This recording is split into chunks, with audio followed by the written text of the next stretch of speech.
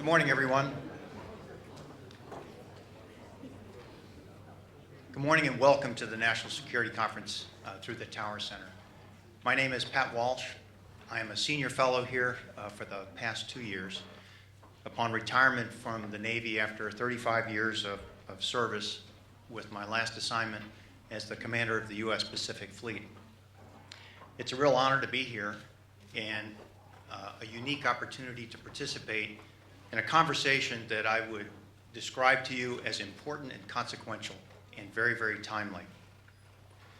Josh laid out the program last night, I thought, exceptionally well. How do we shape the security environment? Question number one. And number two, if we fail to shape it peacefully and with stability in mind, then what does conflict look like and how do we fight? Therefore, by design, this conference brings together, I think, twin themes of not just theory, but also practical politics. And you're in an environment here where we must have an overarching understanding of the strategic implications of the discussion and recognize full in mind that when we talk about the relationship between the United States and China, that there's going to be competition and issues related to competition that will offer not only challenges but opportunities for innovation. So what all that means and how do we respond, as well as what does the potential for conflict look like and what are the implications for us here locally as well as throughout the national security industry. That's the theme of today's discussion. Professor Finger came in last night and then laid down a framework for us to understand the strategic approach and how important that is. How do we plan to achieve our goals? And then with a discussion on what objectives we seek and how the intelligence community can help us inform our objectives, he described the relationship almost in case study sort of method between the United States and China for the past 8 presidents, and then how, despite the predictable ups and downs that would go with that sort of opening and relationship over time, that in general terms we're moving towards a more liberal, recognized order. And the real challenge is understanding how to think through the day-to-day, not let that obscure our overall objectives or vision for a rules-based system, and figure out a way to manage it. So with that in mind, which I thought was excellent words of advice, I thought I'd turn to my intelligence sources here, where I would share with you the headlines after Professor Fingar's discussion last night from my sources at the PLA. So I'm reading to you the PLA Daily. So item number 1 on the list is Chinese Naval Task Force docks at Djibouti. Item number 2 is that China seeks progress in building a new type of relationship with the United States, where its opening line says, China again expressed willingness to work with the United States. Notice how they like to just put that dig in there just one more time. China again expressed a willingness to work with the United States. This is in anticipation of the president's visit, where the president will have on the agenda the South China Sea. He'll have on the agenda a discussion here of how the 35-year history of the relationship between the Chinese and the United States proves that we have mutual interest. I think a point that was made last night and reinforced from the view of the Chinese today. The Chinese view is that they are looking for a new model for major power relations. And I think that's a topic that will come up in the first panel and will play out with the implications and consequences to it throughout the day. On the India side, the India headline this morning is that the choppy South China Sea,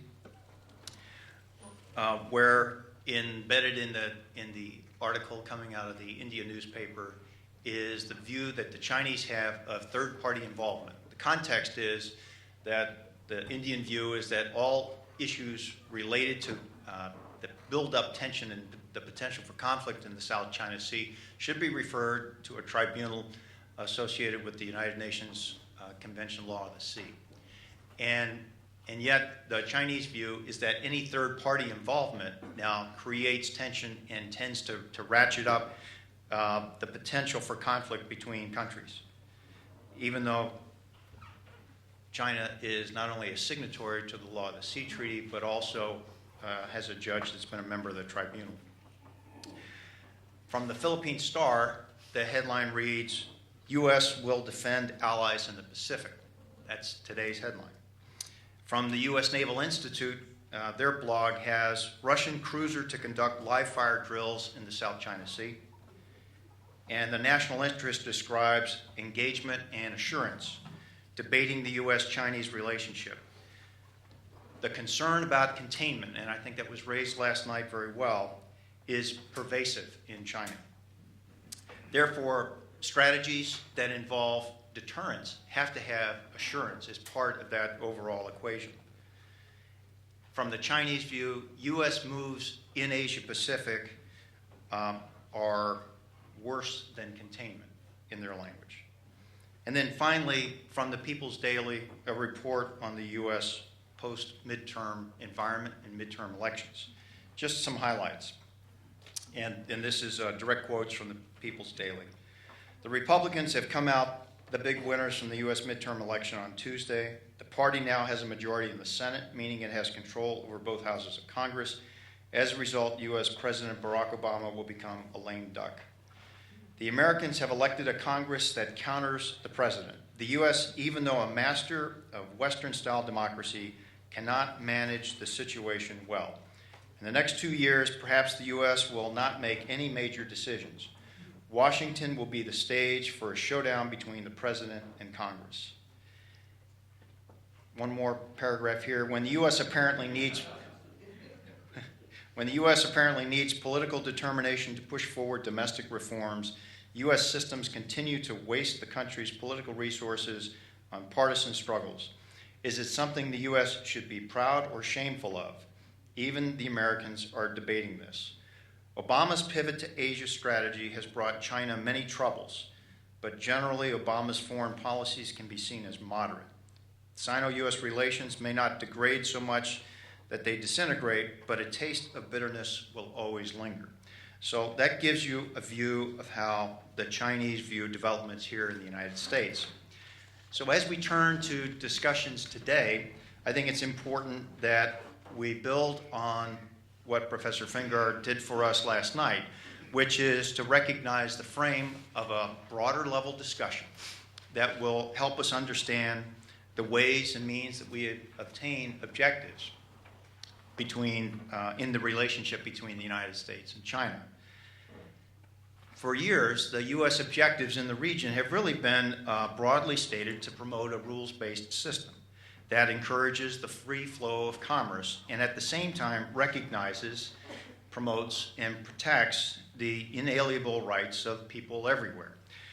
Are these realistic objectives today? And do we need to take another turn in terms of the clarity and the precision in which we state them? When we look at the ways and means that we typically have gone forward to advance U.S. interests and objectives in the region, we have seen what I would describe as indications of tension that have the potential to escalate as well as conflict. And I think the development that's taken place, at least the one that I've witnessed over the past 3 years, is speed. In other words, how quickly local issues can escalate into something that should have been manageable, should have been contained, and should have been resolved at a very local level in the neighborhood, but have escalated to a state v. state issue that runs the potential of now having real serious consequences in the region. So as we look forward with the ways and means in which we advance U.S. interest in the region, the question that comes up today especially is that approach sustainable? Typically in the past, we've had forward deployed naval assets as well as armed forces that represent those interests forward. Increasingly, the budget environment, the fiscal environment that the country is on, is witnessing, and the path that we're on, and the security environment in which we are witnessing are on very divergent paths. And so trying to reconcile the language, the rhetoric, as well as the stated objectives that the country has to a position that is enforceable and sustainable is one that I think we all have to reconcile. And certainly by the end of the day, it would be good to have an understanding of how to at least move forward if we can't resolve that here over the course of a discussion with people who have had a ringside seat to these issues for decades.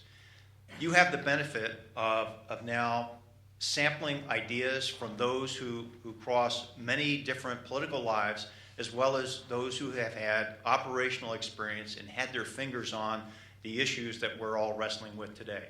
You will have a chance to tap into the experience and the insight drawn from those who have had leading roles in this national debate that has international consequences. So with that, I'd like to invite the first panel and my distinguished colleague Hiroki to come up and take charge. Thank you.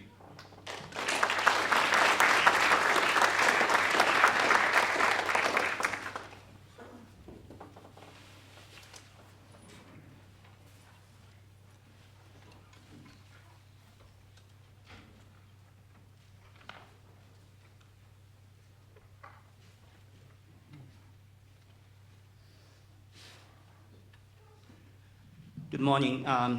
My name is Hiroki Takeuchi. I'm Associate Professor of Political Science at SMU, as well as Director of the Sound Star Program on Japan and East Asia in the Tower Center. Yesterday's dinner keynote speech by Dr. Finger, I found it, I would say, provocatively optimistic. And today we have four distinguished panelists, and I'm sure that our discussion will keep provocative. I'm not sure whether it will keep optimistic. The first speaker today is Bonnie Glaser from the Center for Strategic and International Studies. She is a Freeman Chair in China Studies in CSIS. And she's going to talk about non-military portions of rebalance, and she will give an assessment of the pivot so far. And then our discussion moves to Robert Ross, professor of the Boston College and associate of the Harvard Fairbairn Center, prominent China specialist. And he's going to talk about China's view of the pivot and how China will respond. And then discussion moves to like broadening the scope of the pivot and the U.S. foreign policy. The third speaker will be Jennifer Lind, professor at Dartmouth College, the prominent Japan specialist. Her first book and recent book titled "Sorry States" is a very well-received book about the comparative foreign policy of apology. And today she's going to talk about possible potential escalation factor in U.S. defense policy. And our panel will end with the discussion by Sean Kay of Ohio Wesleyan University, and he's going to talk about what the pivot is and what pivot should be, and then where we are going, and then including the discussion about how the pivot will be located in the U.S. Foreign policy more in general toward other regions such as Europe and Middle East. So we will start with Bonnie Glaser. So Bonnie.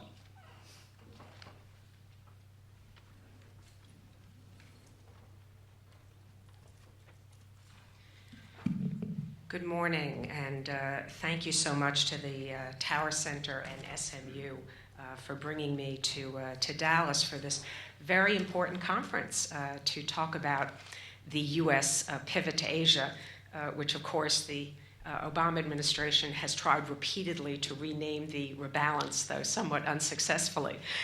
So I'm going to start by talking about the drivers and purposes of the U.S., and I may interchangeably use pivot and rebalance. There were clearly some individuals who became members of the Obama administration, who before they actually took office were really interested in raising the profile and the attention of the United States to the Asia-Pacific region. And you can see this in the writings, for example, of Kurt Campbell, who was later the Assistant Secretary for Asia. And Tom Donilon, who became later the National Security Advisor, used to talk internally and then later publicly in a speech about how President Obama's foreign policy advisors had gotten together even before the inauguration and talked about where the United States was overinvested and underinvested. And there was clearly a recognition of the growing importance of Asia generally to the United States and the challenges and opportunities presented by China's rise.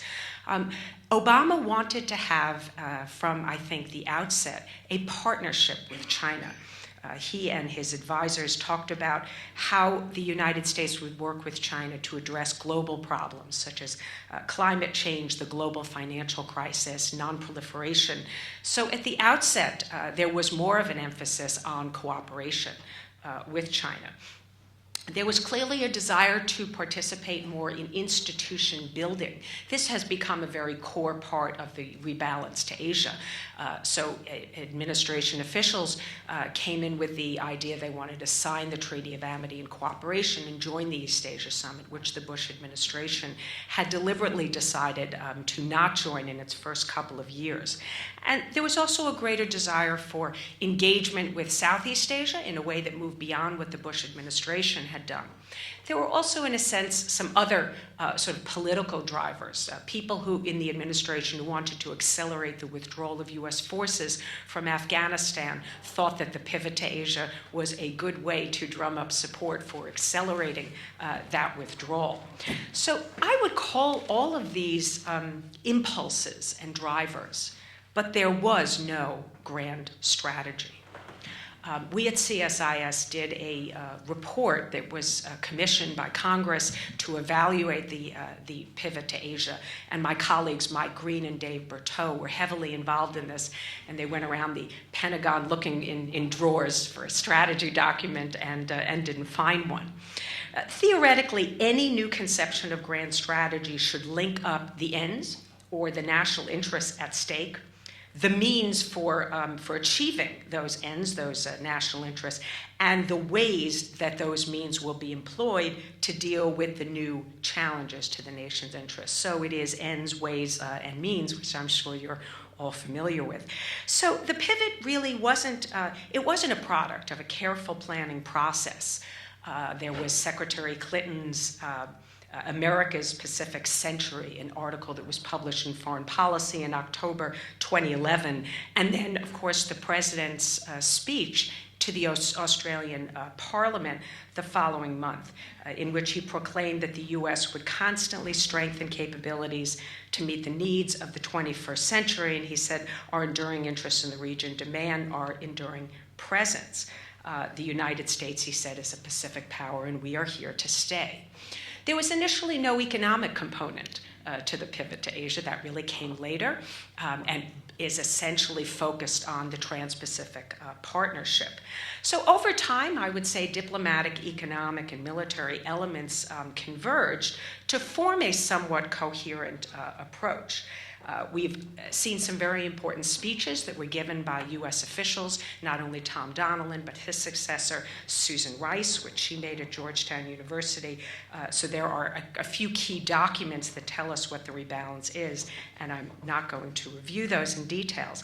But suffice it to say that they emphasize the importance to the importance of the U.S. of the Asia Pacific to U.S. interests economically.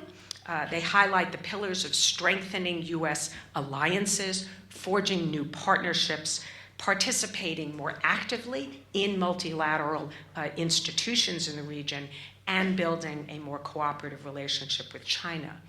So what was the primary purpose of the rebalance? In my view, it was reassurance. That is, reassuring U.S. allies and friends in the region about U.S. commitment to fulfill our obligations in the region, to stand by those obligations and commitments, and to continue to play the role of a guarantor of peace and stability. So then we have to ask the question, well, why was reassurance necessary?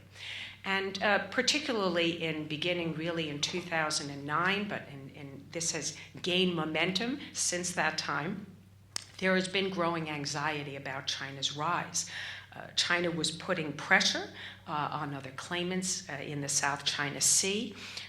We saw an episode of the Japanese arresting a Chinese fisherman in 2010, where the Chinese tried to restrict the export of rare earth minerals to Japan. The Chinese refused to criticize North Korean provocations in 2010. So the region really increasingly reached out to the United States, demanded greater involvement and presence. Some were more explicit than others, but the message really was clear. Tom Donilon, again, the National Security Advisor at the time, referred to this as the demand signal from the region. And we saw this, for example, when the former Minister of Singapore, Lee Kuan Yew, came to the United States in October of 2009. He made a public speech at the Asia Society, and then he met with the president, where I think the message was even clearer. And he said that U.S. core interests require that it remains the superior power in the Pacific, and to give up this position would diminish America's role throughout the world. And this was clearly, again, a demand signal to the United States to be more present and involved in the region. So what objectives did the Obama administration seek vis-a-vis China?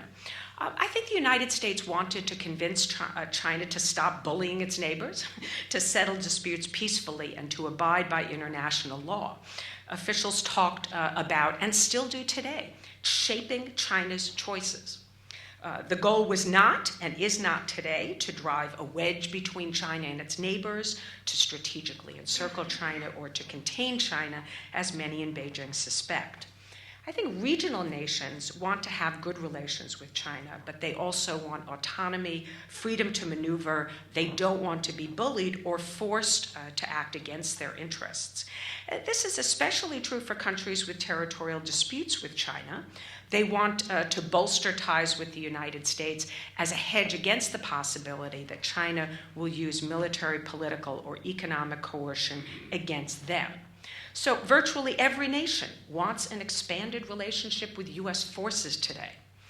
But at the same time, these nations do not really want to align with the United States against China. They want good relations with both. China is, after all, a major trading partner for the entire region. And these countries want the U.S. and China to refrain from zero-sum competition, or even worse, military confrontation, in their backyard. So the U.S. has to be careful about how we respond to this demand signal. If we ask too much from our allies and partners in terms of access and defense cooperation, we risk an antagonistic relationship with China that will not be welcomed by the region. Of course, if our response is insufficient, then we risk a loss of U.S. credibility in the region. So is the rebalance a success? I think if you accept my view that the main goal is reassurance of U.S. commitment, then providing that reassurance is a never-ending, ongoing process, really never attainable. You have to work at it all the time. And I think the main challenge from the beginning has been managing these perceptions. So I would say today the countries view the United States as once again distracted after a period in the early Obama administration where there was a welcoming in the region of the pivot to Asia, with the exception probably of China and North Korea. But countries did welcome the pivot and the individuals behind it who were seen as attaching so much importance to Asia and making headway in pushing Asia more to the top of the priority list of the United States. But today, I think a lot of countries are once again worried. They view the United States as distracted by, of course, the situation in Ukraine and the Russian challenge there, the setting of a red line in Syria, where the president said that if Assad used chemical weapons, that the United States would respond in some way, and that was perceived, the fact that he did not. Once again, a reason to doubt U.S. commitment and staying power.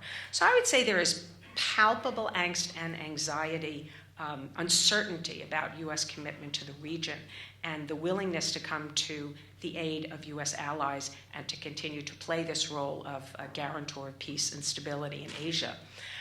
Many Chinese actually appear to be gleeful about this development. Some Chinese experts have asked me whether the U.S. is going to be bogged down in the Middle East for yet another decade fighting terrorism as it fought al-Qaeda. I think U.S. distraction from Asia would provide Beijing with more running room to advance their own relationships with the region. To some extent, perhaps to the detriment of the United States. Worries about U.S. staying power in the region might make smaller nations more likely to accommodate to Chinese interests, and this would obviously be to China's advantage. So let me close with 2 points. First, I believe that both the economic dynamism of the Asia-Pacific and the challenges and opportunities that are posed by China's rise will likely ensure that the rebalance remains on the U.S. policy agenda. But where that policy sits on the agenda remains to be seen. I think the Trans-Pacific Partnership, the TPP, is going to be a very important factor going forward because the region views economics as inextricably linked to security and very much sees the TPP, I think many countries, as a litmus test. And if it is concluded successfully, I think it will strengthen confidence in the region and provide a boost to the rebalance. On the other hand, if TPP fails, it could be the death knell of the strategy, and it could in some ways open the door to greater Chinese influence. In fact, Denny Blair wrote about this just the other day in the New York Times, and I agree with his view. Secondly and finally, if China returns to a good neighborly policy toward the region, then I think the reassurance element of the rebalance will be less necessary, and there will be greater potential for the U.S. and China to have a positive-sum relationship in the Asia-Pacific region. In that case, the rebalance will have been a success, because after all, the rebalance, as I said, is not aimed at containing or strategically encircling China. It is aimed at influencing Chinese policy and its choices so that peace and stability can continue to prevail in Asia. Thank you very much.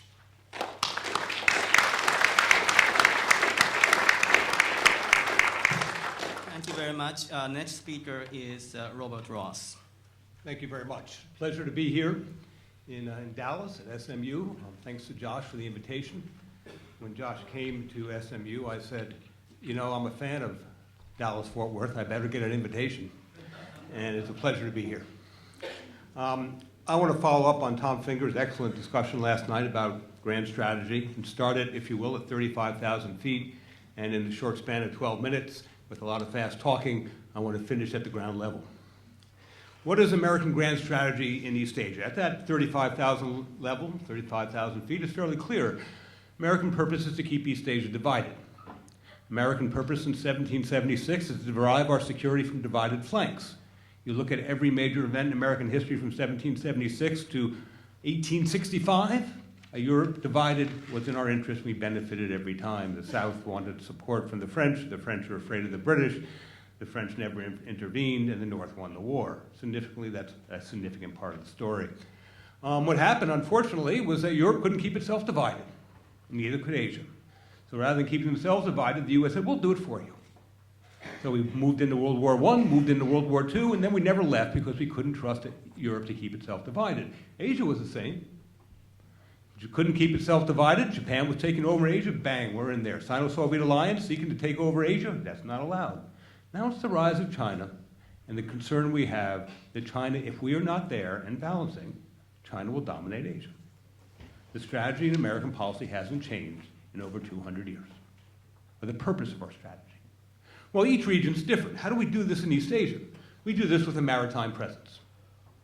This was enunciated very clearly by Dean Acheson in January 1950 and basically hasn't changed. Our mainland interests since 1950 have not reflected fundamental American material interests in the balance of power, but reflected American credibility interests. Remember why we entered the Korean War, not because Korea was important. We'd already abandoned Korea. We entered the Korean War for fear communist expansion had to be stopped whenever, wherever it occurred, and the first place it happened to happen was Korea. This was our lesson from Munich. It was a credibility issue, not a material interest issue. And we all, of course, remember that Vietnam War was all about credibility. And of course, the tragedy of Vietnam was we lost that war, and it didn't matter. We were fighting over credibility, not material interest. Now, how do we do that? We do that in two ways. We do that with our own offshore maritime presence, and we do that by strengthening allies. Now, in East Asia, we basically began this in the post-Cold War era with the U.S. revised guidelines with Japan in 1994. They were basically completed, signed in 96. Understanding was the alliance didn't move forward, it would fall behind, and the rise of China after China's second rise, following Tiananmen in 1992 economic takeoff, that alliance was considered important for planning for the future and the rise of China. The real impetus, however, was the 1996 Taiwan Strait crisis. Now, going forward from that 1996 Taiwan Strait crisis, it was unclear why war might happen in the Taiwan Strait. It was only clear that war might happen. And if it was going to happen, we better prepare for it. And it might be Taiwan's fault. They might declare independence much against our best wishes, but it didn't matter. If there was war, we might have to intervene. So in the aftermath of the 1996 Taiwan Strait crisis, we began, if you will, the pivot. By the time the pivot was announced in 2010-11, it was basically done. So between two administrations, that would be Clinton and Bush, we moved everything into East Asia. F-15s, F-16s, F-22s, Los Angeles-class, Virginia-class converted, Ohio-class cruise missile stockpiling, all into Guam. Second aircraft carrier designated to the region based in San Diego. Everything went in, long before the pivot was announced. And we strengthened our regional security relationships. Japan kept getting stronger with the United States. Singapore, we had to leave the Philippines because of Mount Pinatubo. Singapore said, please come here. They built a port facility that could service a 100,000-ton ship, AKA an aircraft carrier. We worked closely in the development of that. Northern Australia, long before the pivot, became a major hub for American satellite communication technologies, for both intercepts and for guiding American communication of our Navy at sea. Why? Because China was rising. The rise of China presented a challenge, and if you stand still, you fall behind. It's that straightforward. And we weren't going to stand still. And to the credit of the Bush and Clinton administrations, they did a fine job. And one of the striking things about this trend is that by the end of the Bush administration, that would be Bush of SMU fame, East Asian international relations and U.S. presence in East Asia was better than it had been under any other president. U.S.-China relations were fine. East Asia was stable. And indeed, it was easy for the United States. If you look at East Asia from the end of the Cold War, let's say 2008, the end of or early 2009, end of the Bush administration, East Asia was the most peaceful region in the world. Everywhere there was war. Middle East, Africa, Central Asia, Europe, Southern Asia, everywhere was East Asia. No crises in East Asia to speak of. No great power crisis. No proxy wars, no arms races, nothing. It was easy. Now why? We're doing all this building up, and it's all aimed at China. Don't tell China it's not aimed at China. Of course it's aimed at China. And we're doing all this building up, and why is it so stable? It's easy. Because they got their sphere of influence. We don't like that word in American liberal ideology, but they had their sphere of influence, and we had ours. And why did they have one? Because basically they won the Cold War in East Asia. Every war in East Asia from 1949 to 1989 involved China, and China won every one. They won the war in North Korea. They won the 3 Indochina wars, either directly or indirectly. They won the war with India. They had crisis with Taiwan, which ultimately, over time, cooperated. So by the end of the Cold War, Deng Xiaoping looked up and said, my goodness, we have the best security China's had since the Opium Wars. They had a sphere of influence, like any great power wants, all around the periphery. But America had their sphere of influence where Dean Acheson said it should be, maritime East Asia. And just like Dean Acheson said, we were happy out there. We didn't need to challenge them on the mainland. And what was between us? All this water. Now, if you travel the world, I don't care what culture you go to, Jennifer's in Tokyo now. You go to this 50-story skyscraper overlooking the palace, the Emperor's Palace, and you'll see a lake in front. That's not a lake, that's a moat. All over the world, people know that water creates security. And China didn't have a navy. So they couldn't challenge our alliances and our sphere of influence, and we couldn't challenge theirs, because they were on the mainland and we fought too many of those wars. So no matter what happened, we never worried about our alliance relationships, never. We never worried about our security in maritime East Asia, because they didn't have a navy. They couldn't reach us. Well, now what do we see? Since about 2009, 2010, East Asia looks really different. We got Sino-Philippine conflict with the U.S. on the other side, Sino-Japanese conflict with the U.S. on the other side, China and Vietnam with Americans suggesting support for Vietnam. We got the United States encountering Chinese jets and ships inside 200 miles in the South China Sea with their EEZ. Boy, this looks really different. And that suggests these are not blips. This is a new strategic trend. We're not going back. There's no going back. And why is there no going back? Very simple reason. It's the rise of China. Now, we're accustomed to thinking of rising powers cause war. That's sort of the banal theory out there. It's rather simplistic and mechanical, but that's the theory. And the argument, well, if to the extent that's true, that's when the rising power reaches that nexus and approaches the status quo power. But all along that trajectory, things can change. And we're in a new era in China's rise, and that new era is China now has maritime capabilities. It has a better navy and a better coast guard. They're better educated and better trained, with better ships. So these maritime capabilities allow the Chinese Navy and their Coast Guard to spend more time at sea in more distant waters. That's new. What China's doing today in the Philippines, it wasn't able to do 5 years ago. What China's doing in East China Sea today, it couldn't do 5 years ago. Challenges to the American Air Force in 200 miles, coming up real close. They didn't have confidence they could do those kind of provocative acts 5 years ago. This is all new. Now, we have a saying in the world of international politics that capabilities determine interests. And Chinese capabilities are better, which basically says they're not going to take it anymore. This is a new world. And if things are going in the wrong direction, they're going to respond. If countries are challenging their sovereignty, they're going to respond. And if you treat China the way you treated them 10 years ago, I guarantee more conflict and more tension because China won't be as tolerant. It was easy to shape China 10 years ago because they needed peace and cooperation. Now they're not so liable to accept peace and cooperation because they're going to be more proactive in resisting challenges to their security and their sovereignty. This is what great powers do. Don't expect China to be all cuddly in the year 2014 simply because they were cuddly in the year 2008. Now, there are implications here for U.S.-China relations that are inevitable, inescapable, and concerning. Regardless of Chinese intentions, I don't care if they're belligerent, I don't care if they're peaceful, I don't care if China's a peace-loving country, which we hear 1,001 times from our Chinese colleagues. China is now a challenge to the United States. Ipso facto, greater capabilities in maritime East Asia make China a challenge. China's maritime capabilities are now blurring those lines between our spheres of influence. Chinese power is now reaching across the South China Sea or the East China Sea, and it's reaching out and touching someone. Those of you who are old enough to remember that tag slogan for AT&T or whatever it was. They're reaching out and they're touching Japan. They're reaching out and they're touching the Philippines. And when Chinese power comes in the vicinity of American allies, that's a challenge. Because power is going to affect the foreign policies of other countries, including U.S. allies. Now, inevitably, when this happens, our smaller allies are going to worry. Look, there's Chinese power here. They weren't here before. It's a beautiful, well-written article by the former permanent secretary of the Singapore Foreign Ministry suggesting China's big, Southeast Asian countries are small, they're rising, we're going to worry. It's inevitable. Now, China's going to be a little arrogant out there, and that's going to make it worse. Rising powers tend to be a little arrogant. But even if they weren't arrogant, he writes, Southeast Asia is going to worry. And when they worry about this new power in the periphery, what are they going to do? They're going to look up and say, where's America? And that's inevitable too.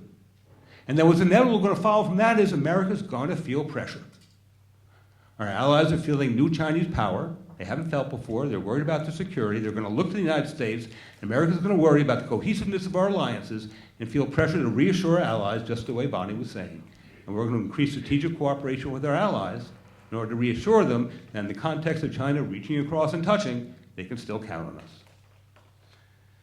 But there are implications in this for China.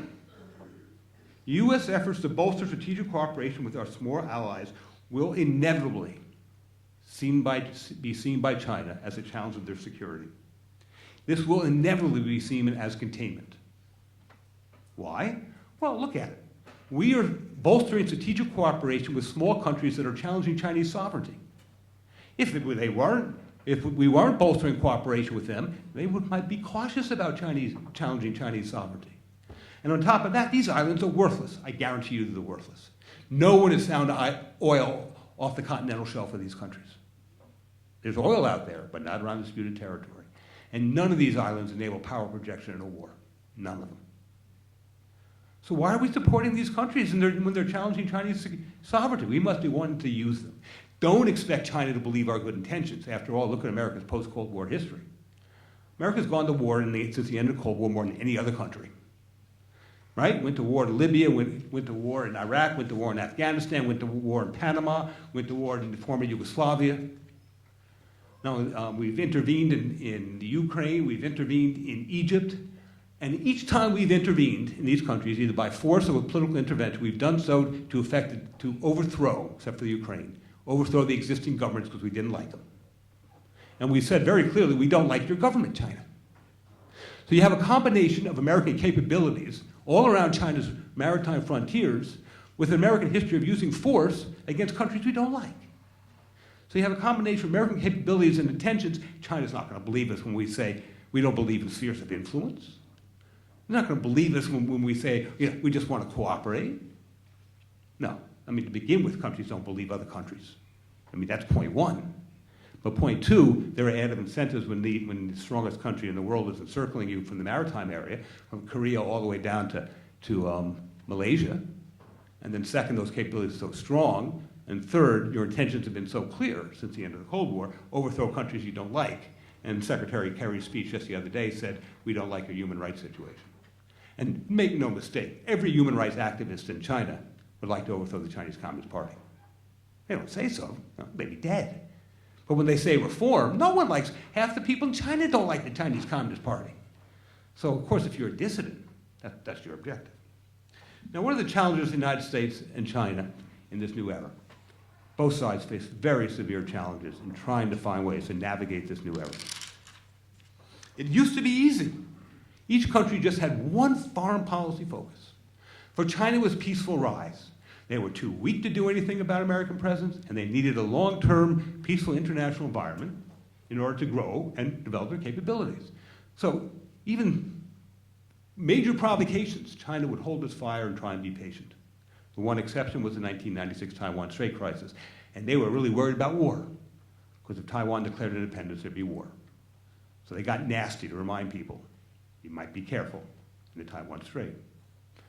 It used to be easy, peaceful rise. In the United States, it used to be easy. China couldn't reach out and touch us. They were interested in peaceful rise. You had one objective, engagement.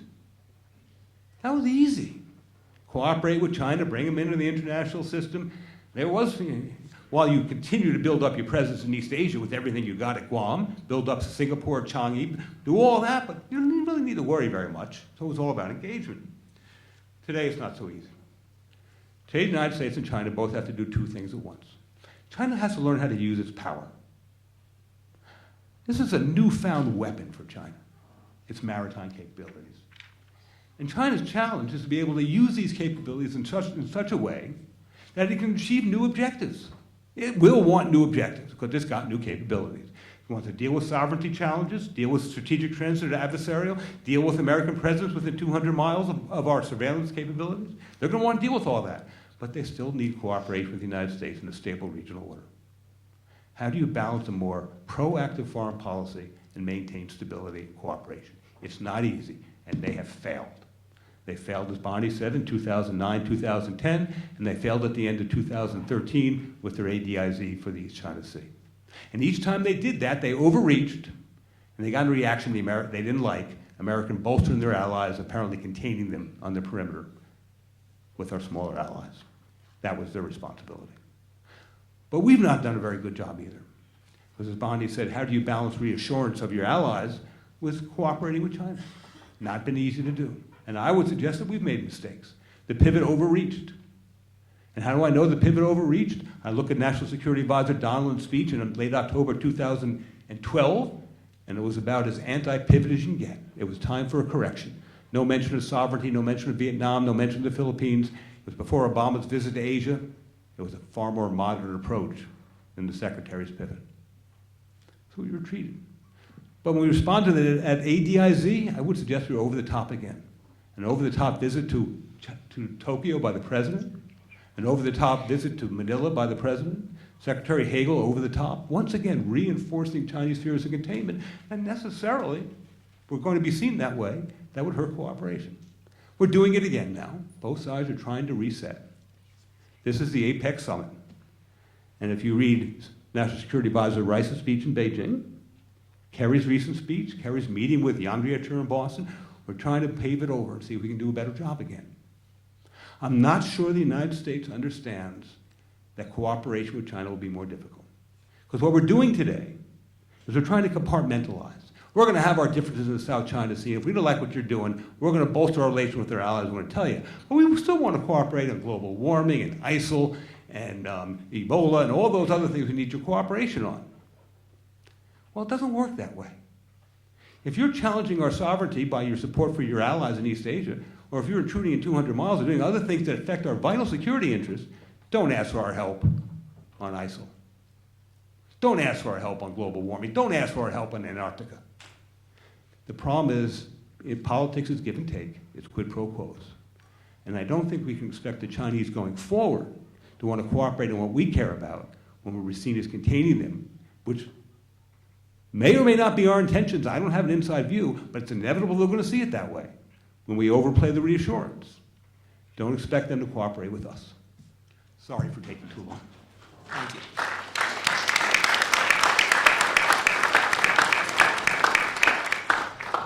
Thank you. Next speaker is Jennifer Lin.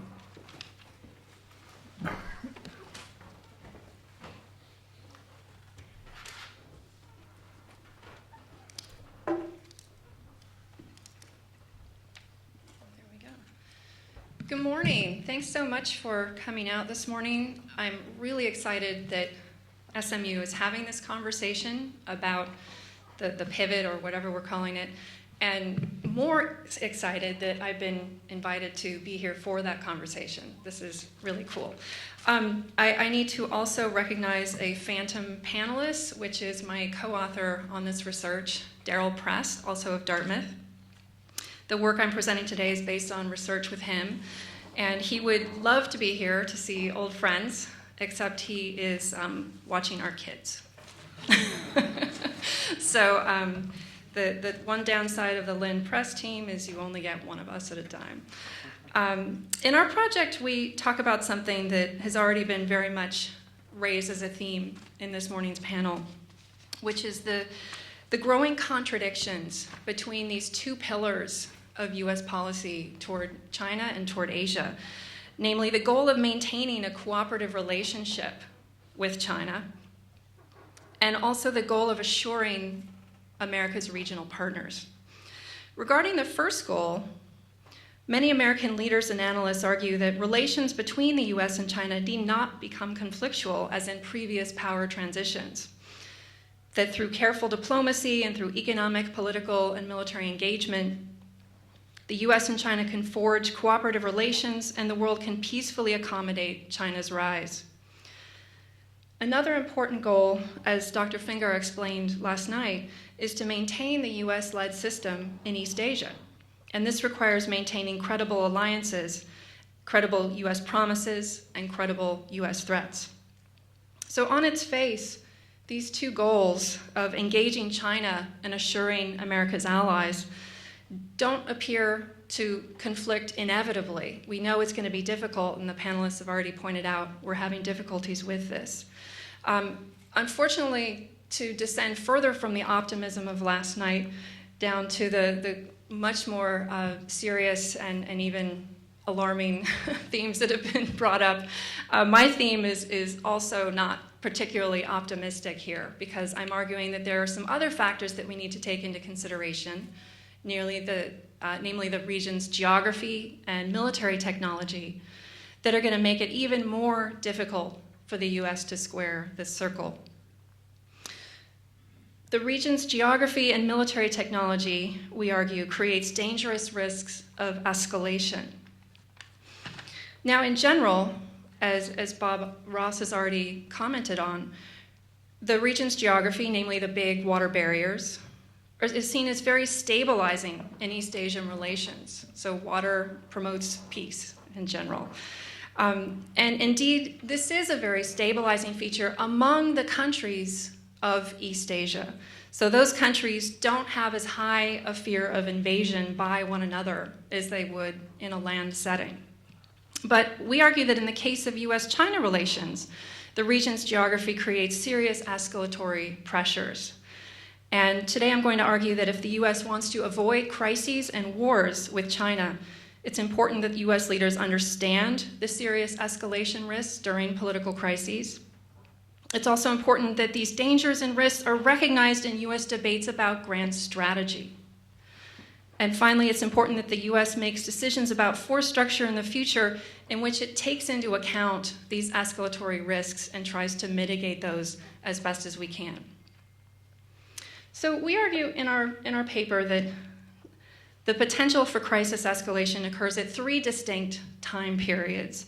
The first period is peacetime. East Asia's security architecture depends on the US ability to project power into the region to defend its allies.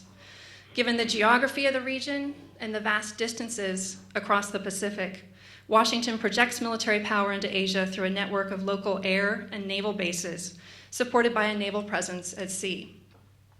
But trends in military technology, namely the revolutions in sensors and signal technology, and the ubiquity of accurate conventional missiles, have undermined the foundation of the US strategy. In particular, forward US air and naval bases in the region have become increasingly vulnerable to conventional attack, and increasingly the same is true about American ships at sea. To counter these dangers, the US and its allies have developed new military concepts and regional war plans that emphasize blinding and disrupting China's radars, communications, satellite control stations, and military command and control. Now, not surprisingly, as the US has developed these capabilities, China has responded with upgrades to its air defenses and also improved capabilities to track and target American military forces. But given the US grand strategy, which requires the US to have the ability to introduce massive force into East Asia, anything China does to protect its maritime space threatens us. The result of these moves and countermoves and intensifying suspicion is a growing arms race that we're already seeing taking place in the region. So even in peacetime, the region's geography and military technology is causing the two countries to increasingly identify each other as the adversary, to increasingly see each other as the threat, and to focus its military planning on what the other is doing. The second period of time that geography and technology create escalatory pressures is during times of political crisis. The likelihood of political crises is growing, of course, because of the increased salience of regional territorial disputes. The geography and technology of the region creates incentives for first strikes because military power is concentrated in surface vessels and forward air forces. It's because these forces are vulnerable, increasingly hard to hide from the adversary. Now, it's certainly the case that we'll do our best to defend our ships and bases from air and missile attack.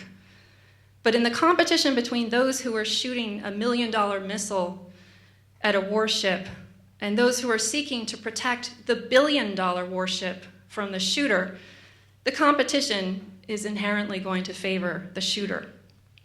In naval warfare, the critical maxim is to shoot effectively first. And it's this tactical offense dominance, this payoff to he who shoots effectively first, that creates these dangers. So this means that small disputes over islands, for example, could easily put valuable and scarce warships near each other in a position to fear a first strike. An exacerbating factor is the small number of platforms that are involved here. The entire US power projection into Asia is comprised at any given time of a couple of dozen targets. Given this small number of targets, he who strikes more effectively can not only put a dent in the adversary's forces, it can wipe them out, or at least severely set them back. And both sides understand this. So during time of a political crisis, because of these first strike advantages, each side will thus have the temptation to strike before the other one does. Now, there's a third risk of escalation created by geography and technology, namely that at times where there might be a limited exchange of force, this would widen into all-out war. So imagine there's a small naval skirmish between China and Japan, and that a Japanese ship is sunk.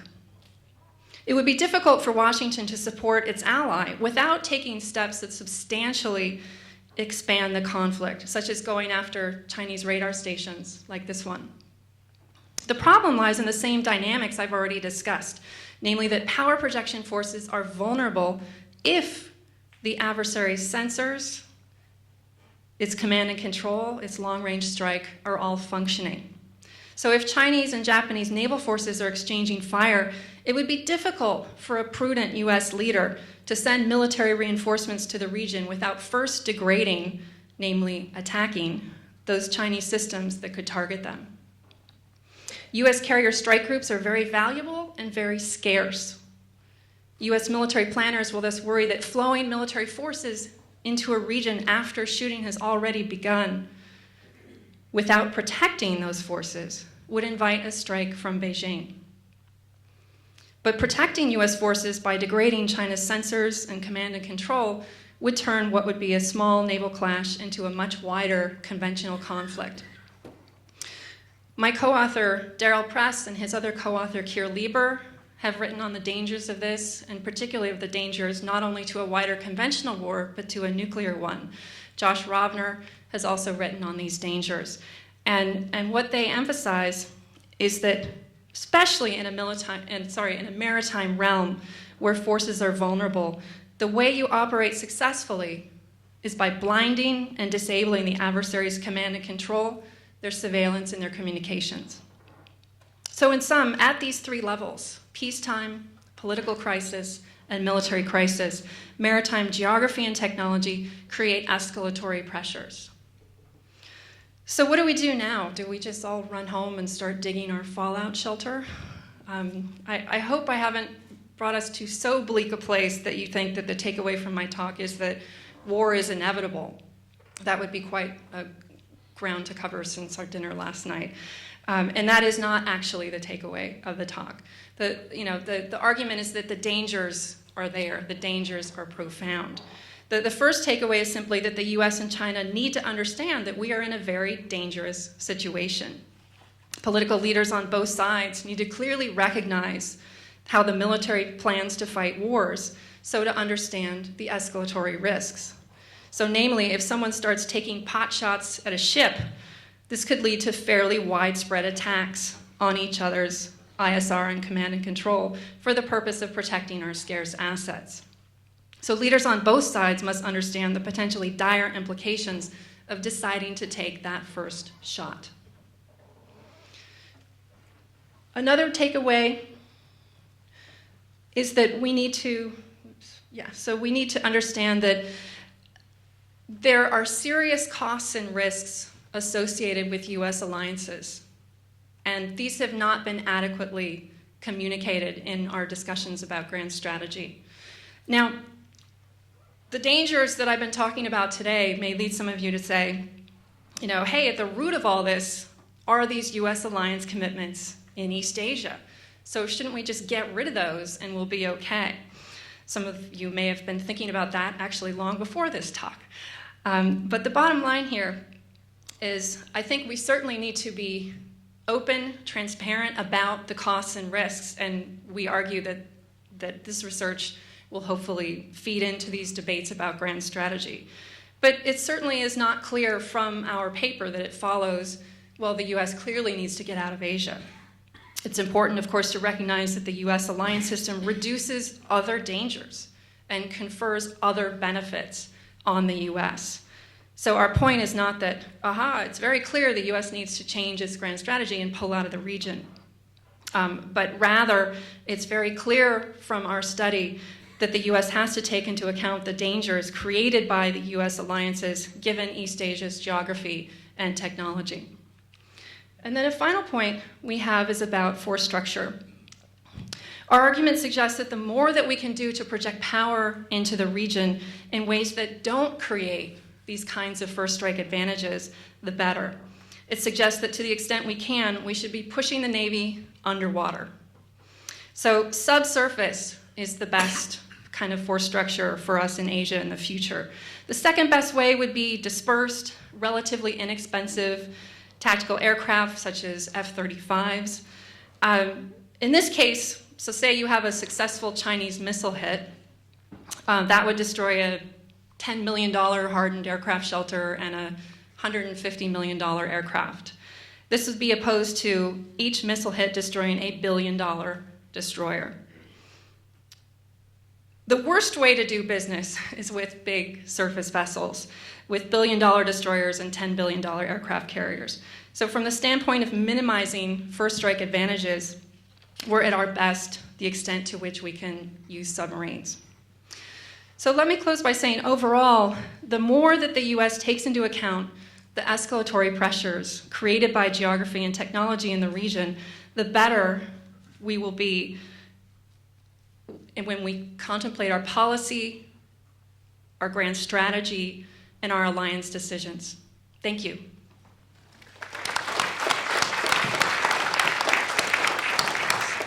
Thank you. Our first round of discussion will be closed by Sean Kay. He's going to talk about where we are going, and forward or backward. Probably forward. But. One step forward, two steps back.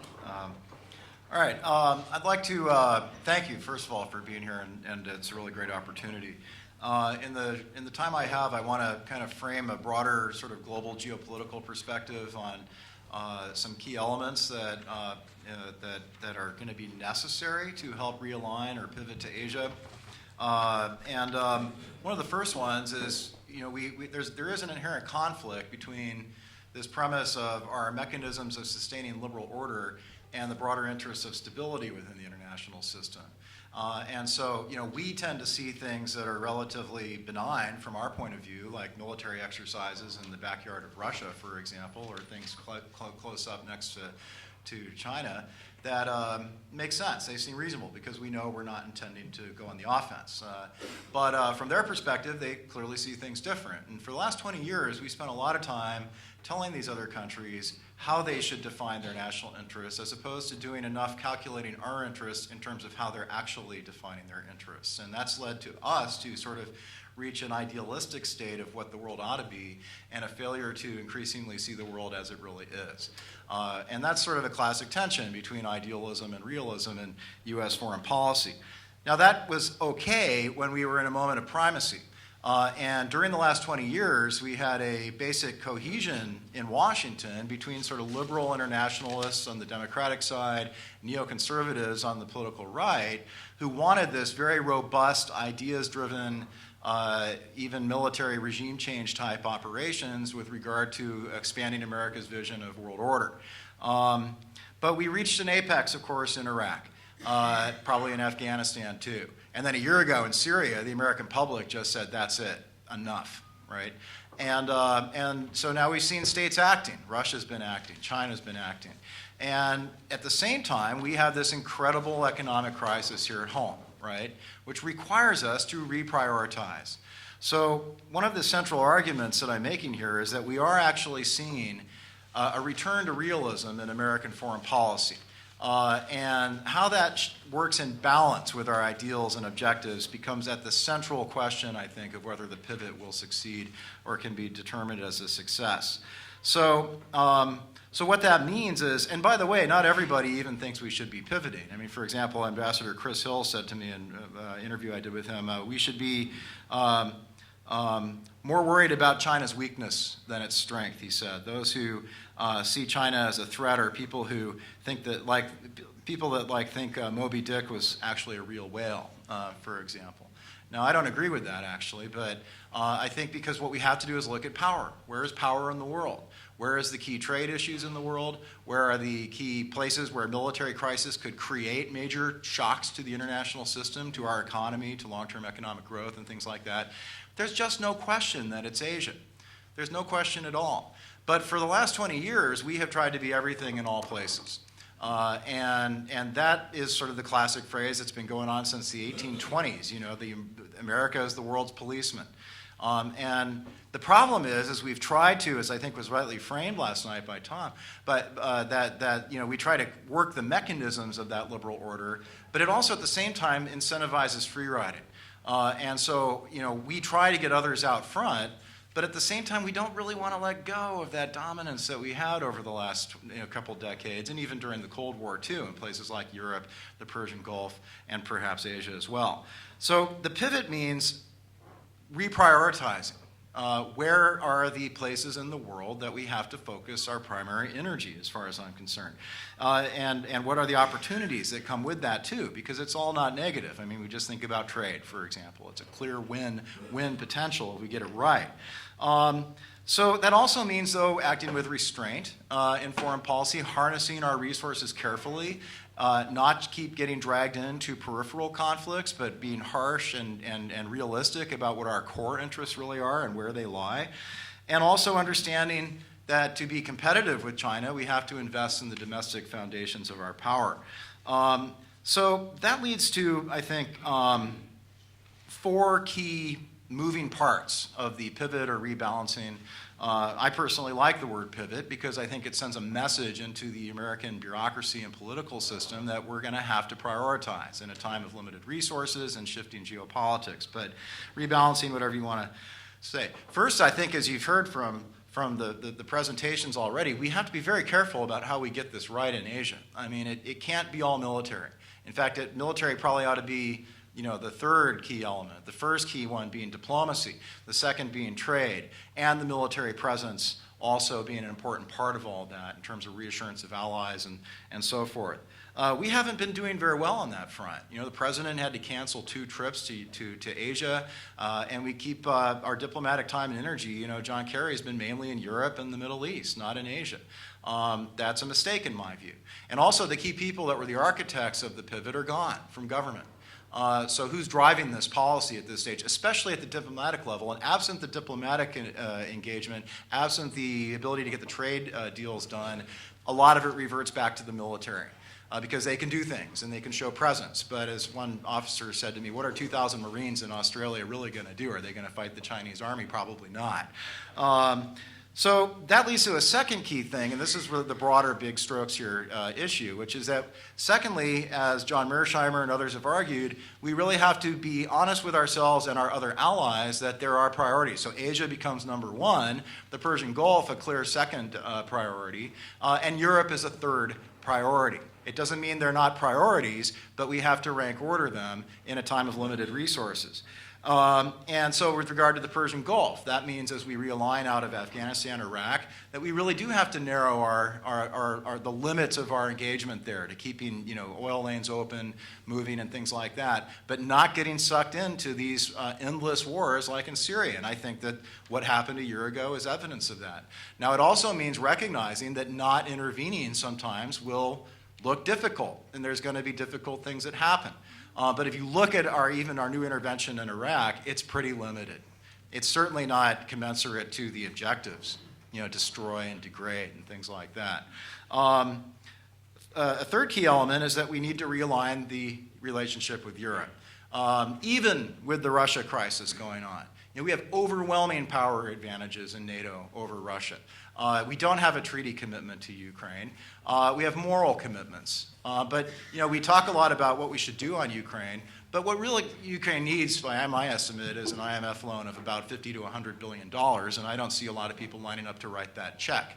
But it's relevant to the pivot because people look at it and say, if we get bogged down in a place like Ukraine, that's good for China because it's a gain for them. On the other hand, people say if we're not tough on Ukraine, that sends a message of weakness to China. Likewise on Syria, for example. But Europe is the one place in the world where we have capable and wealthy allies and we can hand over leadership to, and we should be. And we're not succeeding on that. And the final fourth point here, and then I'll conclude, is that we need to significantly reimagine and reinvest in the domestic foundations of American power in the world. Now, while China's got a strategy, I think they have a lot of weaknesses and holes in it, but they have a strategy of investing in education. We have a strategy of saddling our students with debt for the rest of their lives. That's not liberating human capital to expand markets and innovate and create. And they will surpass us within a decade on research and development and things like that, as will Europe too. While we cut those kind of investments, the kind of things that we used to have consensus on under people like Dwight Eisenhower, for example, when they created the National Science Foundation, the NASA, the DARPA, the internet, little things like that.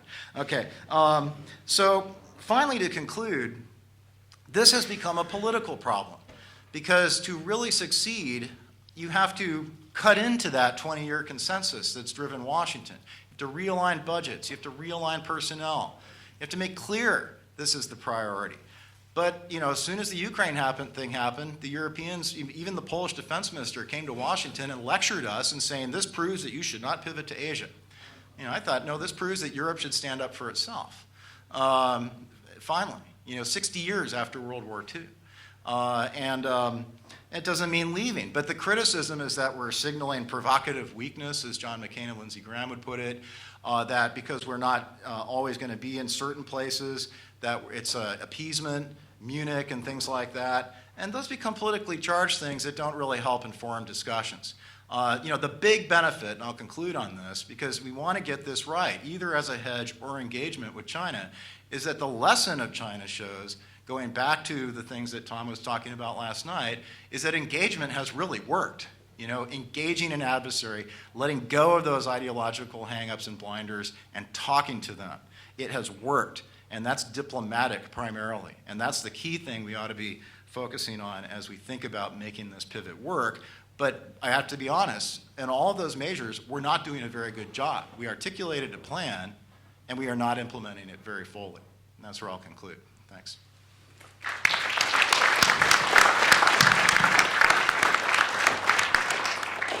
Okay, we have plenty of time for discussion. So, now discussion is open to the floor, and who wants to start? I would like to take a few questions, and then it will go back to the panelists. So, who wants to?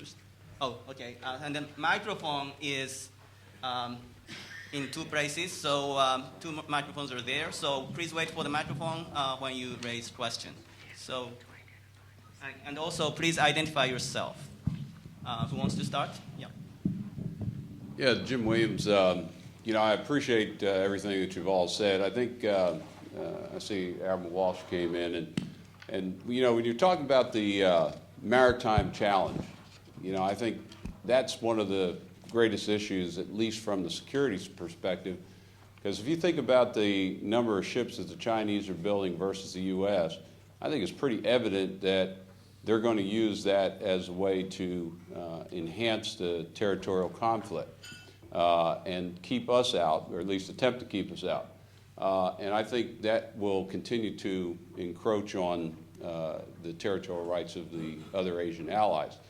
But I think the other thing that you all brought up is this weakness in our political will to do the things that need to be done.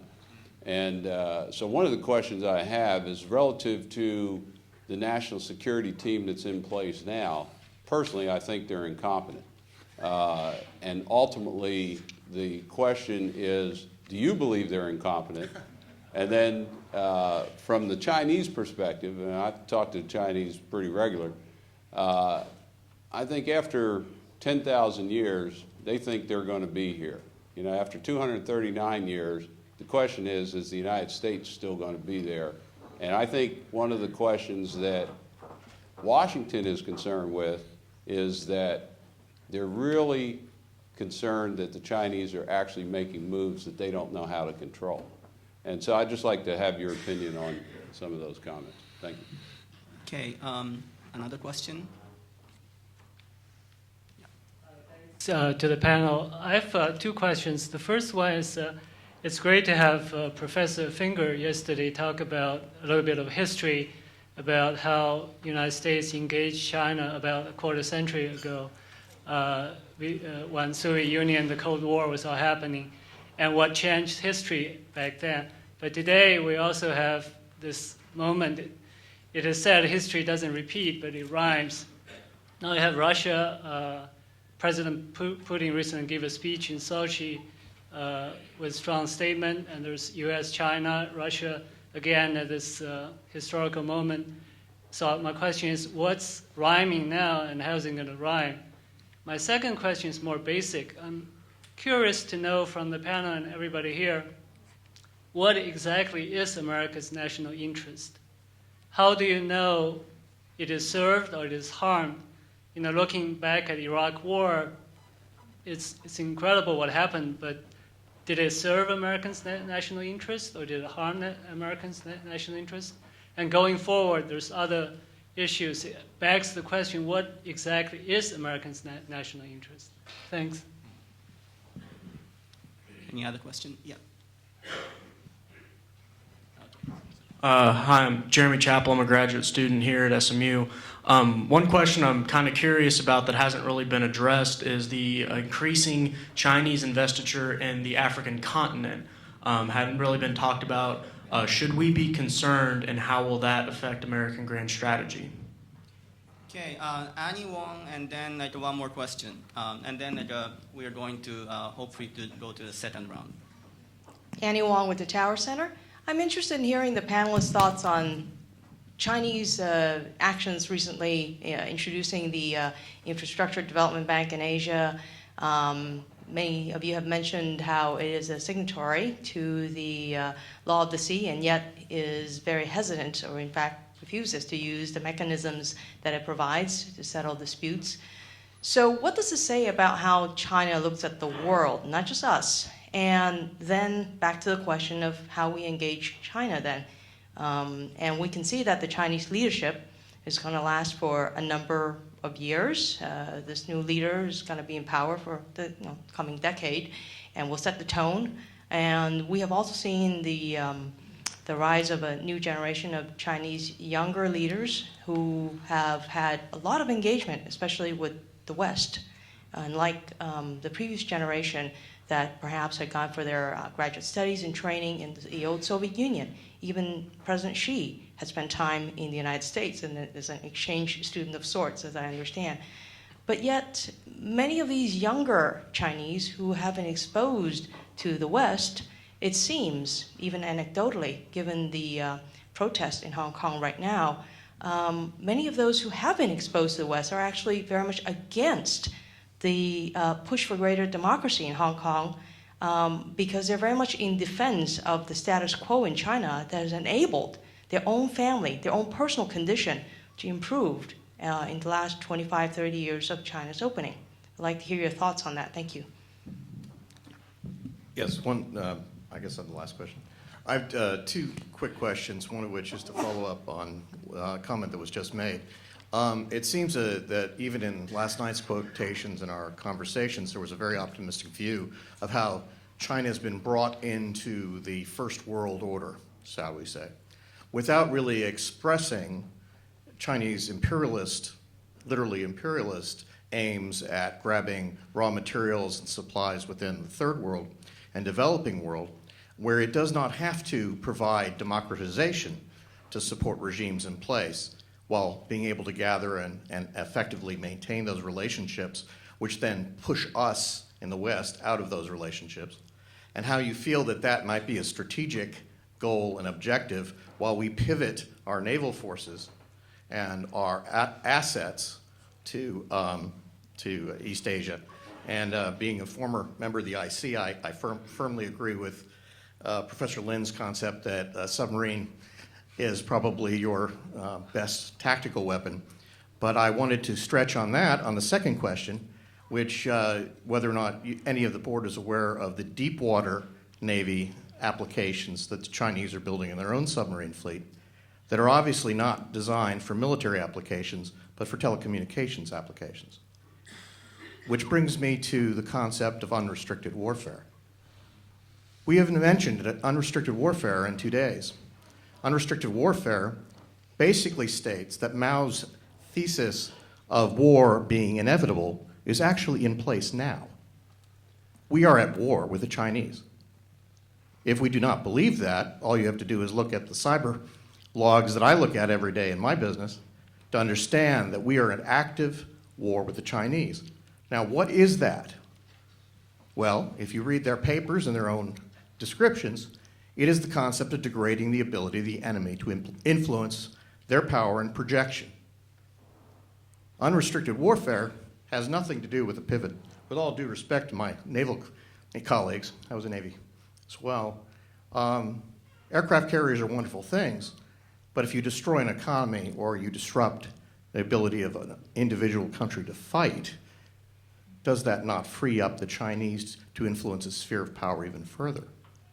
And could you not say that unrestricted warfare, and cyber warfare in particular, is a more critical element than any of the island conflicts that we see within the region? Thank you. Okay, thank you. Actually, I would like now go to the panelists in the order of the presentation, and then the last concluding session, we are going the reverse order. So starting with Bonnie.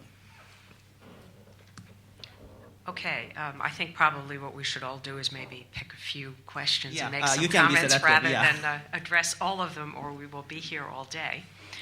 I think I would start by commenting on this issue of Chinese investment in Africa and abroad, the Asian Investment Infrastructure Bank.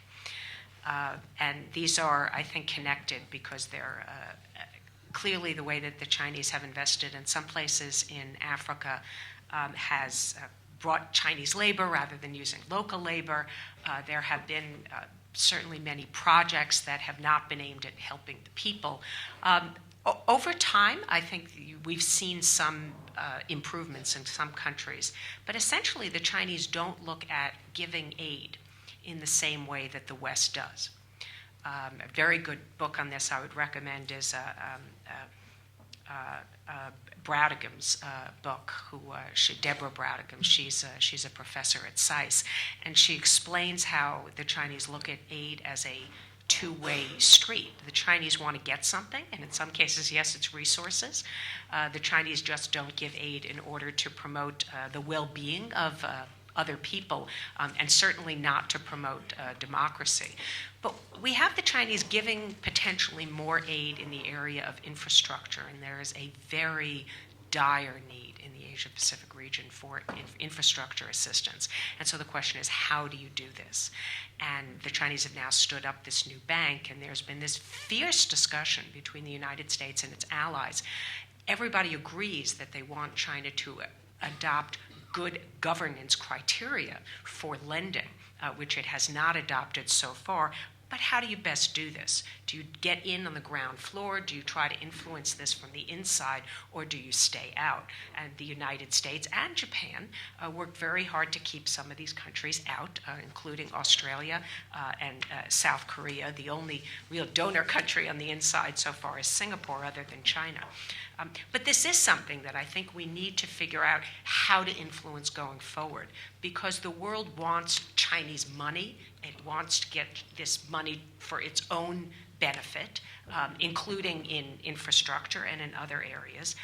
But allowing the Chinese to do this in a way that runs contrary to, I think, the Western views of good governance is problematic, although at the same time, we probably have to recognize that the World Bank IMF way of giving money hasn't worked very well over decades either. So maybe it's time for sort of a more meeting of the minds where our nations can work together and learn from the successes and the failures, I would say, of the West. I'll comment just very briefly on one other issue, and that is what is sort of U.S. national interest. We could go through this in lots of different levels, but I think in the Asia-Pacific region, in addition to things like freedom of navigation, maintaining access, etc., what we really care about is how disputes are managed in the region. We should care about how territorial disputes are resolved while not taking positions on them. We should care about force not being used to resolve disputes. It may be, as one of the questioners mentioned, UNCLOS, China is a signatory. That doesn't mean China is not implementing, by the way, its own interpretation of UNCLOS, which I personally disagree with. But by the way, China is not the only country that holds the view that nations should not be allowed to conduct military intelligence activities in their EEZ. I think India, Brazil, some very other important emerging nations hold that view to one extent or the other. China actually opted out of the arbitration issues in UNCLOS. So if there is an award that's given to the Philippines that finds the nine-dashed or U-shaped line to be invalid, actually that is legally binding, but there is no enforcement mechanism. But the Chinese don't have to go to the tribunal because they did opt out.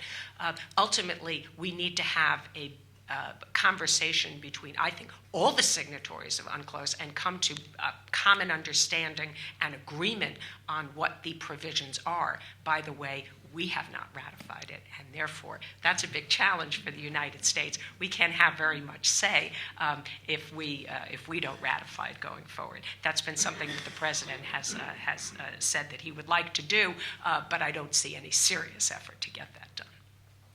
Bob? Thank you. I'll address the maritime challenge and then add a bit more to what Bonnie was saying about the infrastructure bank and other aspects of the global order. China is now posing a maritime challenge in the United States. Our response to it, to a considerable degree, reflects a perspective that says the post-Cold War maritime order was normal, and now we're facing a challenge. The post-Cold War maritime order was an aberration of world history. The notion the United States could go anywhere with impunity, use our maritime power to attack any country with impunity, and use our maritime assets to invade other countries' airspace with impunity, any country, was an aberration of world politics. The rise of China in this respect, China was going to develop naval power and was going to be able to challenge America and inflict costs. And now we're seeing it. And I would suggest the challenge for the United States is to get used to it. That is to say, Great Britain, we all recognize, ruled the seas in the 19th century. But it never looked forward to a war with France. It knew that would be costly and dangerous. But it ruled the seas. And that was a position every other great power envied in the 19th century. With all due respect to Admiral Walsh, I have a colleague at the Naval War College, when we were talking about the anti-ship ballistic missile, he said, "Who cares about a carrier?" And what he meant was, people die in war. You may lose ships in a war. But war is dangerous. We lost 8,000 men in Iraq and Afghanistan, 8,000 men and women. You know, somehow the Navy thinks it should be immune from costs. War doesn't work like that. Now, so when we hear people talking about having to take out Chinese radar installations on the mainland, that's an effort to say we should be able to go into Chinese near seas with impunity, even in the future. Not going to happen. And I don't think any American president is going to give the authority to the U.S. military to attack the Chinese mainland when they have nuclear weapons targeted on the United States. Not going to happen. And I don't think we have a vital national interest in being able to act with impunity inside China's near seas. Get used to it. China has new maritime capabilities, but they're not 10 feet tall. They're not even 8 feet tall. They're about 4 feet tall. Admiral Walsh and his colleagues have frequently said China needs 20 to 30 years to catch up to the United States. 20 to 30 years is a long time. Anything could happen. And I would just say if I had to place my bets on which political and economic system will do better in 20 or 30 years, I'd place my bets in the United States. The United States has the healthiest economy in the world today, and China's economy doesn't look good. We have this image of Xi Jinping waking up in the morning and thinking, how do I displace America and Asia? No, he wakes up in the morning, gets his morning briefing on how many anti-government demonstrations there were throughout China. That's what's on his briefing. How do I deal with the unemployment with a population of 1.4 billion? That's what's on his briefing. So one of the ways we reflect our different, we have in international politics in our discipline, we say you can never know a country's intentions because countries lie, they never tell you the truth. So one way to understand Chinese intentions is trying to divide the US from its allies. Maybe, I would say that's an inevitable perception on our part, maybe, or maybe it's using coercive diplomacy against the United States to say, stop supporting your allies' challenges to our sovereignty.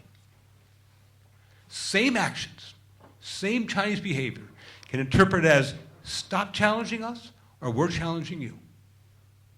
And I don't know which it is.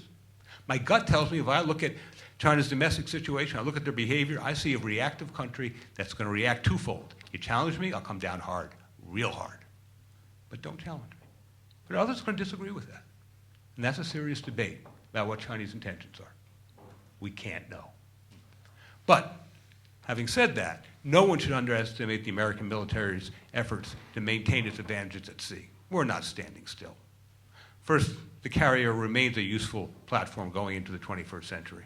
Regardless of Chinese capabilities, we're doing a good job trying to find ways to make it a continual, useful platform. Second, I have a Google News feed, and the key word is Navy. And so I'm constantly seeing these new Navy innovations, the railgun, energy-directed weapons, UCAS. It's far from clear the Chinese may be able to close that gap in significant ways. Innovation, they still can't innovate. Chinese innovations on the production line, they can make pre-existing things better, faster, cheaper to get to the world market, but don't ask them to make a new innovative product. They're not there.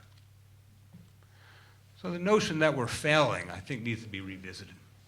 Finally, a point on the AIB and so forth.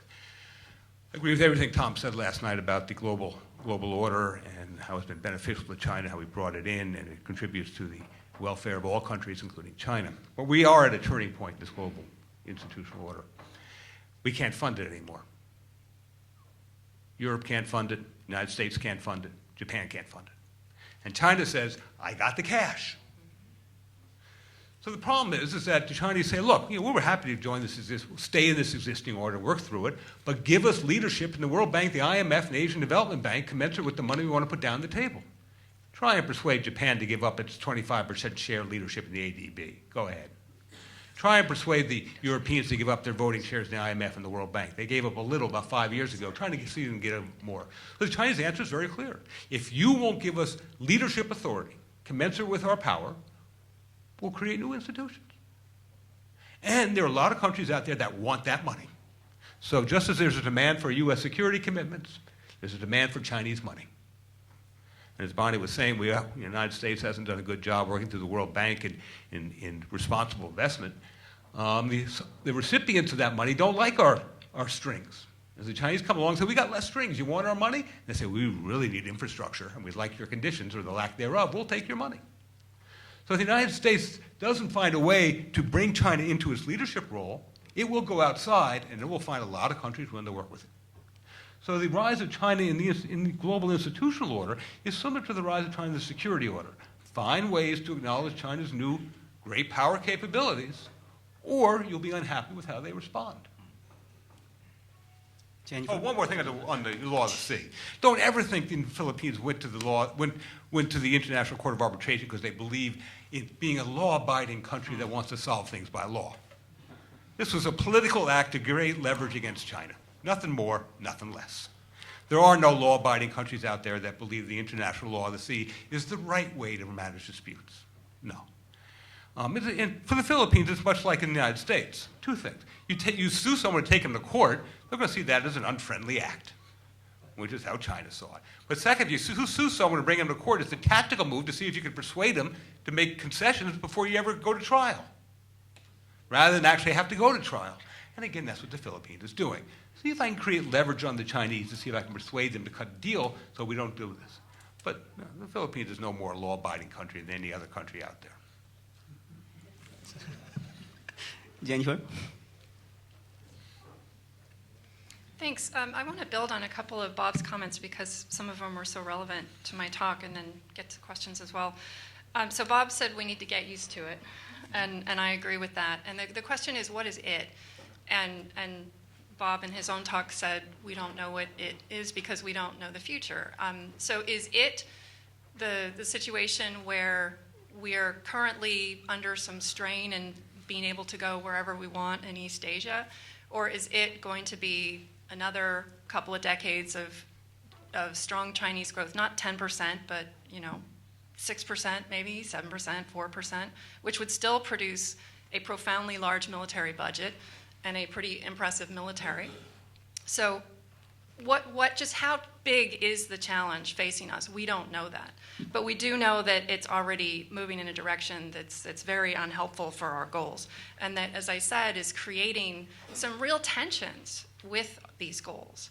So in the situation that I was saying, if there's a crisis over the islands, and these are happening on like a fairly routine basis these days, where maybe there's an activist or a fishing vessel or something. It doesn't take science fiction to conjure up a scenario like this. It's disturbingly realistic to think about these boats, threading amongst each other around these islands. If a Japanese vessel gets shot, the Japanese are going to say to the United States, "Where are you? You better come. We want reinforcements." And then the American leader, as I said, is going to face the question of, do I send reinforcements into a region where they are vulnerable? And this is a tough call, because obviously, Bob's right. We really hope there's adults in the room that say, "Are you kidding me? You want me to take out Chinese radar stations on the mainland? Do you know what that means?" But at the same time, there are these risks of the Chinese hitting them. So this is a tension in our current policies that just needs to be front and center, and that we need to be very open about with the Chinese. I wanted to touch on, I like the phrase about history rhyming and the famous quote, and I had one thing that I wanted to bring up with respect to China, and the theme here is this real need for strategic empathy in the United States.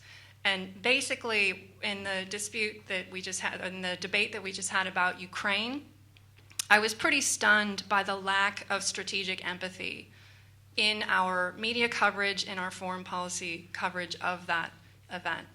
So basically, the idea is that the Russians were alarmed by the United States expanding its sphere. Yes, we have a sphere. In closer to its borders. We have a sphere of influence. We just don't like others having a sphere of influence. Let's just be clear about that. So the Russians were alarmed by this, and they hit back. That's not to say that Putin's a great guy, okay? This guy's a thug, okay? So I'm not like, oh, Putin's not so bad, he's a nice guy. This is to say we needed strategic empathy, and Sean and many other people have tried to work that into the debate, but it's not heard very often. We came from the debate about Ukraine thinking, how is it possible that these countries, could imagine that we have malign intent toward them when all we're trying to do is butt up right next to their borders and change their political system? I just don't get it. So that's where we stand. We learned nothing from NATO enlargement. And so the problem with this is China. If we have the same view toward China, which says, I don't understand, why is China worried about us projecting massive force wherever we want to go in East Asia and denying them territory that they think is theirs? And why would they mind us aligning with Vietnam, which is something that the U.S. is increasingly flirting with? So again, the lack of strategic empathy is something that I'm deeply worried is going to repeat itself in U.S. relations with China. Again, this is not a call. I mean, I know you're looking at me and saying, oh, she's just this long-haired academic Birkenstock-wearing, hippie, clearly. And, she doesn't get it. I'm not saying the Chinese are nice, the Russians are nice. We don't have to come to that conclusion, but we need to understand what they are afraid of and take that into consideration. One quick thing. Sean. Hans Morgenthau, that great American realist, wrote that morality in international politics is seeing ourselves the way others see us, which is what Jennifer was saying. I'm going to take on your question directly about whether they're competent or not. So that's going into dangerous territory, I'm sure. But, and in fact, part of my answer, though, is less about the administration or Congress or anything, but is Washington competent? You know, I mean, generally speaking, for this kind of realignment. You know, the great political scientist Theodore Lowy writes about how bureaucratic institutions become locked into place and they're additive but not subtractive, you know. And so when we think about our national interests, you know, when the chairman of the Joint Chiefs of Staff says the biggest threat to our national security is our debt, maybe he's right, as Hillary Clinton did too. But on the other hand, he also didn't say, and here's what we should cut from the defense budget to also address that, right? Or what we should realign. Now, they did start to do that with regard to Asia. So they did say, as we cut from other regions, we'll hold steady in the Asia Pacific. And that really was what the substance of it, you know. But they are going to look towards 60% of our naval power being deployed in Asia. And as I think you rightly say, you know, we wouldn't tolerate that for a minute if another country did that off of our coast or nearby. You know, and that's the dilemma. You know, we're not seeing the world as it is. We're seeing it as we think it ought to be. That's great because we have these great instinctual ideals that we think are really good and powerful, and they're part of that liberal order, and they are important.